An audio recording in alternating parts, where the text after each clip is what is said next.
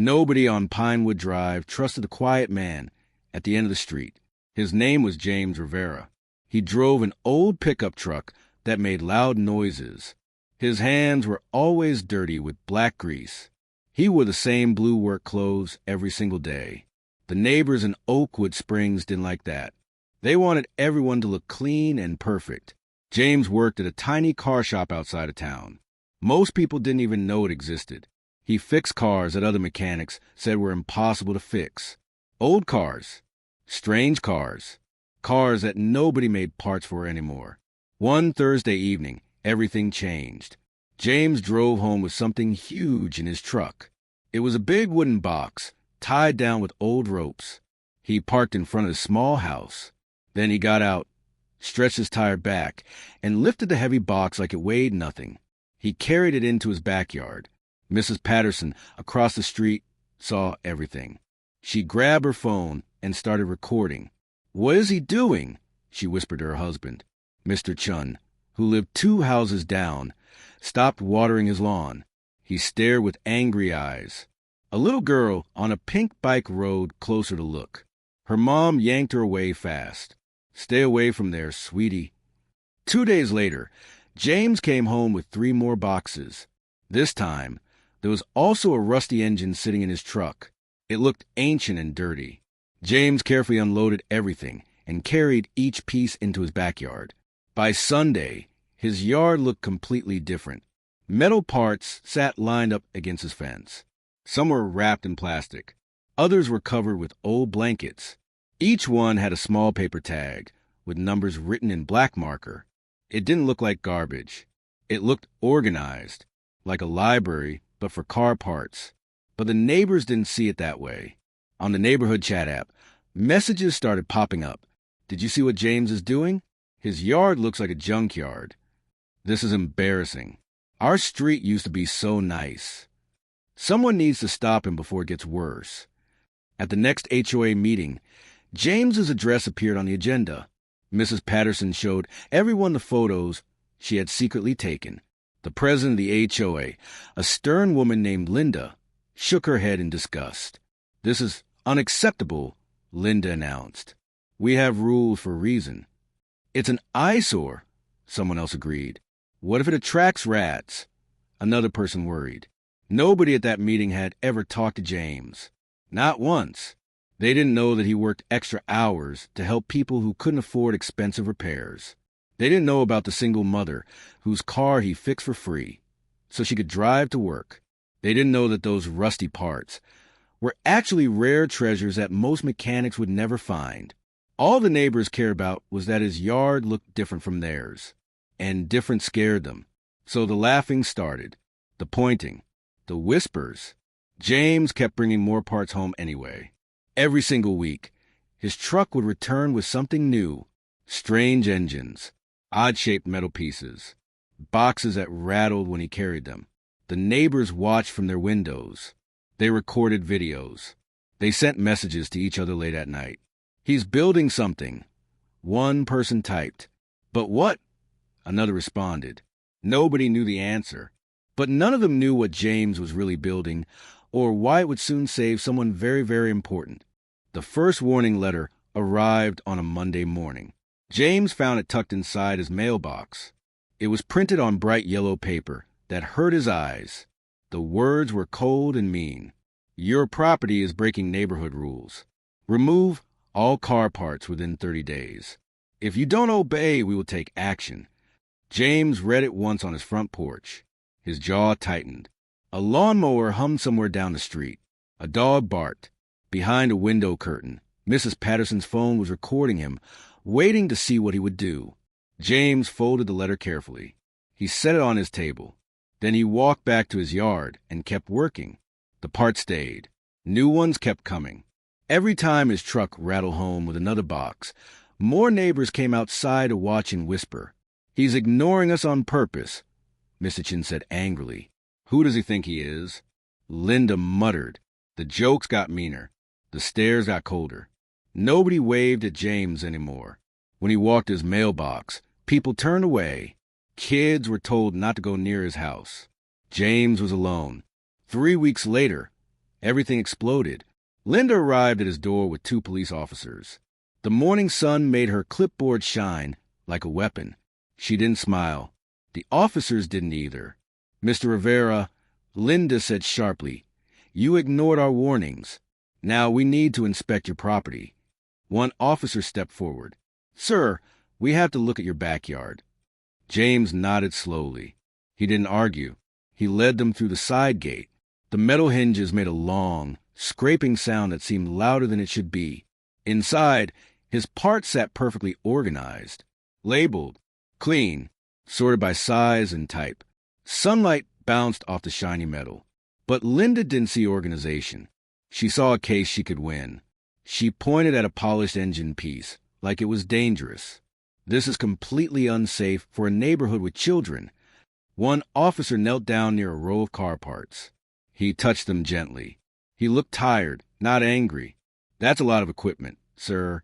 Why are you keeping all this?" James answered the same way he always did. Simple, honest. "I'm working on something important." Linda laughed, but it wasn't a real laugh. It was cruel. "Something illegal, you mean?" Outside the fence, kids on bikes stopped to watch. A man pretended to check his mail while staring. A woman whispered loud enough for everyone to hear. "They're finally doing something about him." The officers walked around the yard. They took pictures. They wrote notes. James stood completely still, hands at his sides. Sweat dripped down his face, even though the air was cool. When they finished, Linda stepped close. Too close. She shoved a paper into his hands. "You have 5 days to remove every single part from this property. If you don't, we will force you out of your home." 5 days, the officer repeated. His voice was firm, but not mean. "Take this seriously, Mr. Rivera." Linda smiled a cold smile. "And just so you know, we'll be checking every single day." As they walked away, the whole street gathered. Neighbors leaned over fences. Someone filmed from behind a parked car. A group of teenagers whispered and laughed like it was all a show. James stayed behind his gate for a long time after everyone left. He picked up the paper again. 5 days. Not enough time for anything real. The sun disappeared behind cloud. The yard turned gray and shadowy. A gust of wind lifted the corner of a tarp. Somewhere beyond the fence, someone laughed like James had already lost. But James didn't stop working. Not faster, not slower, just steady. Because on day 4, everything was about to change. And only one person in the entire town had the part to save him. Day 4 arrived like a storm. The street felt strange, tense, like everyone was waiting for something to happen. James kept working behind his fence. Metal clinked. Tools scraped. Every sound made curtains move and doors crack open. The neighbors wanted to see him give up. They wanted him to fail. They got a show, just not the one they expected. At exactly 4 o'clock, a shiny black SUV rolled down Pinewood Drive. It had special government plates, the kind important people use. Then the engine made a terrible sound. Clunk, hisses, bang. Smoke poured from under the hood. The SUV coughed twice and died right in the middle of the street. Cars honked behind it. The driver jumped out, panicking. No, no, no. This can't happen right now." Neighbors rushed outside fast. Phones went up. Someone whispered, "That's a government car." Another person added, "Whoever that is, they're in big trouble." The driver lifted the hood. More smoke burst out. He waved his hands through it, coughing. A woman from down the street shook her head. "Good luck finding help around here. Nobody can fix those fancy engines." James heard the commotion. He wiped his greasy hands on a rag and walked toward the crowd. People stepped back as he approached, like he didn't belong. The driver saw him. "Are you a mechanic?" James nodded once. The man pointed desperately at the smoking engine. "It needs a part they don't make anymore. I called 12 shops. Nobody has it. Nobody." James leaned over the engine. He listened carefully to the faint grinding sound coming from deep inside. His eyes narrowed. He knew that sound. A rare failure. So old that most mechanics had never even seen it.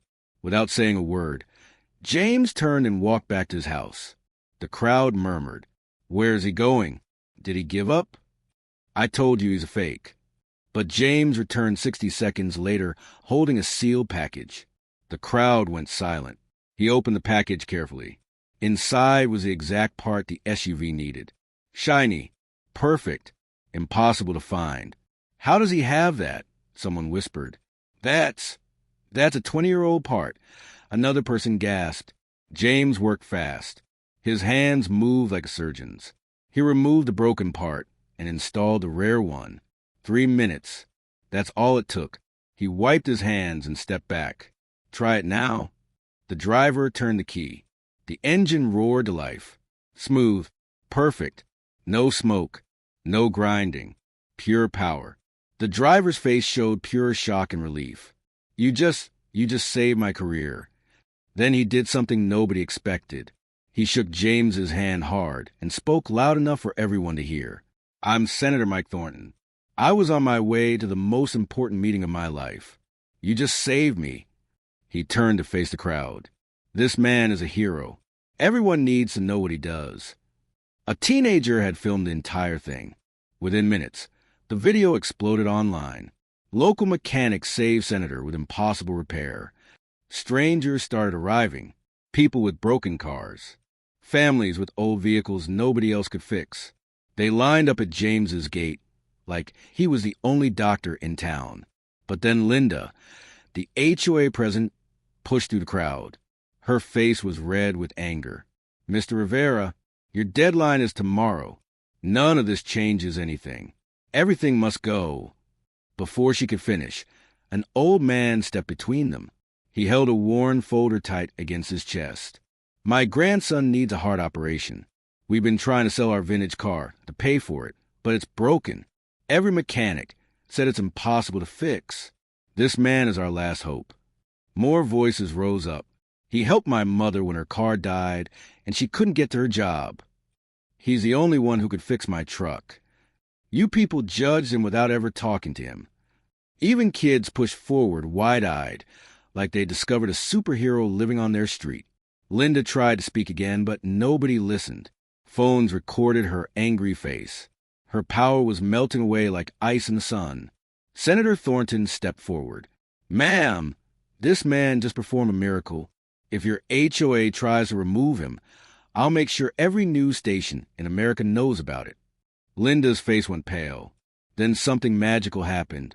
Her own car, parked at the curb, started making a terrible rattling sound. The engine knocked. Smoke leaked from the hood. The crowd turned to look. Someone whispered, "No way." Linda's eyes went wide. She looked at her car, then at James. Her pride cracked like glass. She walked over slowly. The words barely came out. My car needs help. James checked the engine without saying a word. A rare belt had snapped. Lucky for her, he had the exact replacement. He installed it in 4 minutes. The engine smoothed out instantly.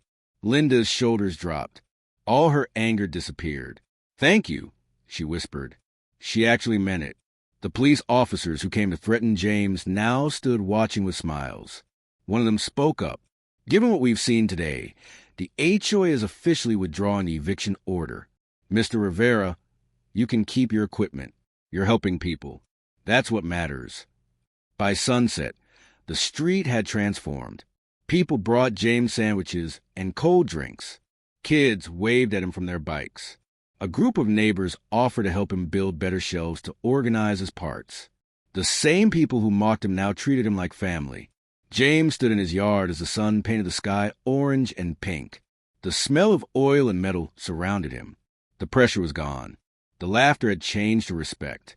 And the space he built for himself finally felt like home. If this story moved you, hit that like button right now. Share it with someone who needs to hear it. Subscribe so you never miss another powerful story like this. Because the world needs to see what happens when we judge too fast and learn too late. Drop a comment telling us what you felt. Your support means everything. Let's spread this message together. Hit that subscribe button now. Thank you for being here. See you in the next story.